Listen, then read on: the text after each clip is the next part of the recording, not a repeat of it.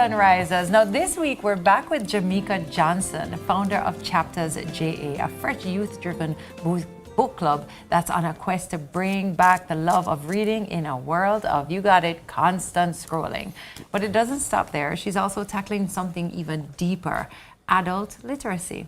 So Jamaica wears many hats, but her heart has always been in books, storytelling, and helping others. And of course, we'll chat about how a passion blossomed into a big mission to help adults learn to read, and why Jamaican literature deserves way more shine and more attention.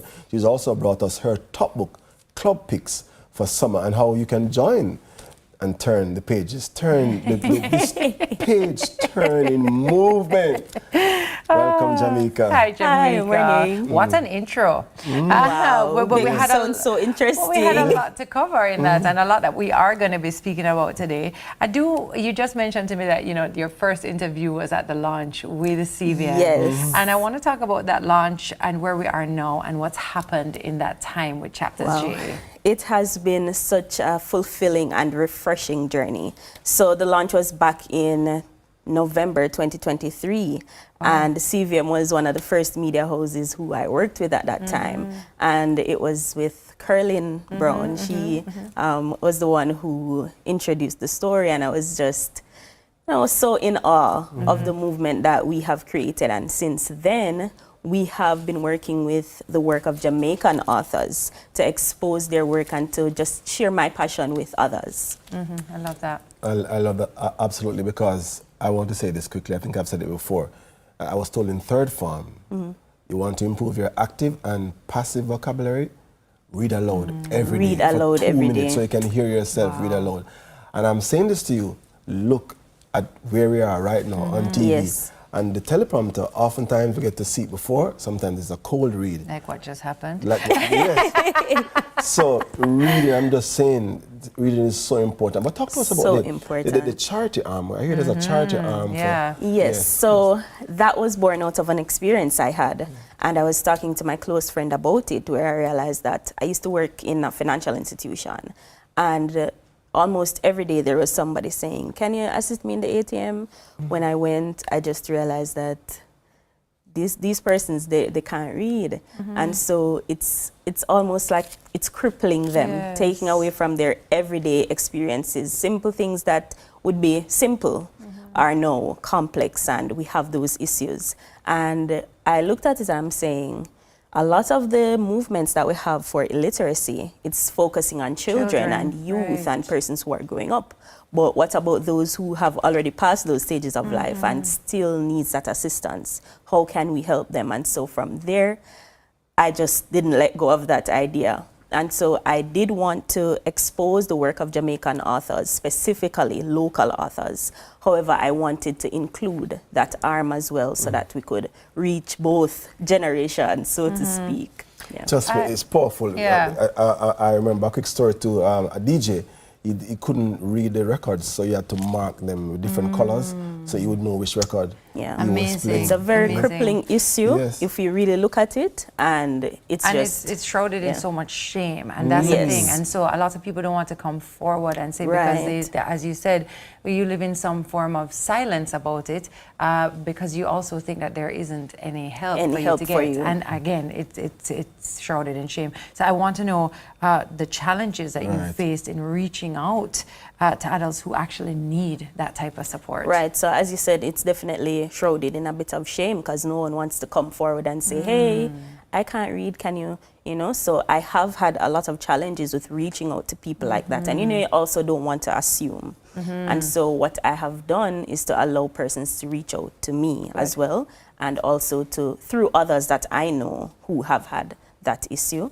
And so my page turners, that's what I call the members of my book club, many of them have already committed to being a part of that movement. And so now I have persons who are ready and willing to be tutors, so to speak, to help me combat that issue. But other persons who are watching right now and just heard that other persons can join. Yes, How for can sure. they join Chapters? So you can take a look efforts? at our Instagram page. It is chaptersja_. And there's a link in our bio. You just sign up and that's it. Okay. We're That's it. actually having a meeting this coming Sunday at 1 o'clock at Ragamuffin Cafe. So if you're listening and you're so inclined, please come out and join us. I love this. We originally started talking about the book club, obviously. I love the charitable arm. Really love what you're doing there, and I really want to see that blow up in a great me big too. way. But I also want to hear, I love how reading is taking off again on like TikTok Yes, and social yes. media.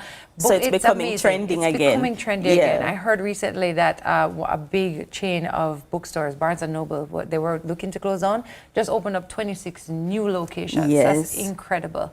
But that's because of book picks. And so I want to know, what are some of your top picks for summer? Right. So, you can assume I'm a reader. Oh, so I would hope so. From we started, we've been looking specifically at local authors, because one thing about it, Love that. a lot of persons, they're not getting the platform that they need to expose their work. So I'm currently on the hunt for more Jamaican authors who want to put their work on a bigger platform, to have it analyzed, to give it some critique, and just to discuss the artwork that it is. But my top picks, number one would probably be Aunt Jen by Paulette Ramsey. And I'm currently reading Midnight Trial by Patricia Powell. Excellent read. And I have a few others that are mainly poetry driven. So we have Mother Muse by Lorna Goodison, and we have Selected Poems by Lorna Goodison, and Gardening in the Tropics by Olive Senior. Wow. You know what I want to ask? Because people watching don't realize that we have adapted. We meaning us as Gen Zs, you and I, because there are some Gen Xers who would have And boomers. only read books.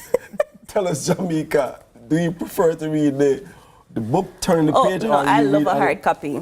I love a hard copy. As a Gen Z? As a Gen Z, I love a hard copy. I have to have my pen and my highlighter, writing down, highlighting, making little annotations. Right back around.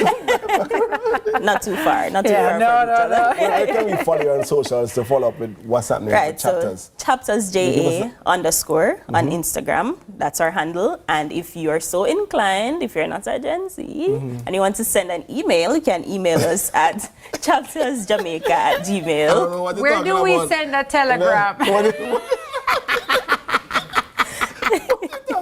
What's a telegram? Jamaica. You have to pray Jamaica. first. Oh my Give me some gosh. recommendations. Again, okay, Give me wait, so some you said, the book 5 was Midnight Trial by Patricia Powell. It Yes. should really be by Yes. my mother, because that's all she ever said. Yes. Midnight Trial. Yes. That's by Patricia Powell. Then you have The Pain Tree. Yes. Which I know was another recommendation as Yes. well.